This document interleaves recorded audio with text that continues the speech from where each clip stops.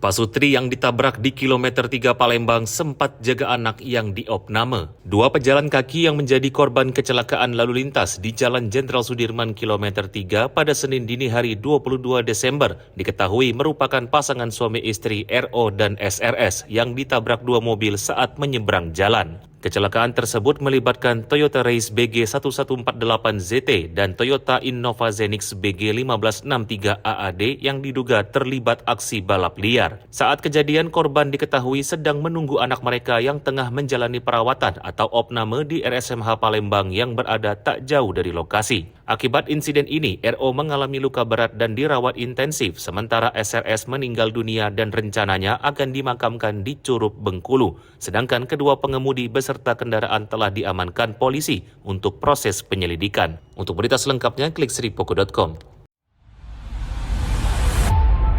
Saksikan Saksi Kata hanya di YouTube Sri Poko TV.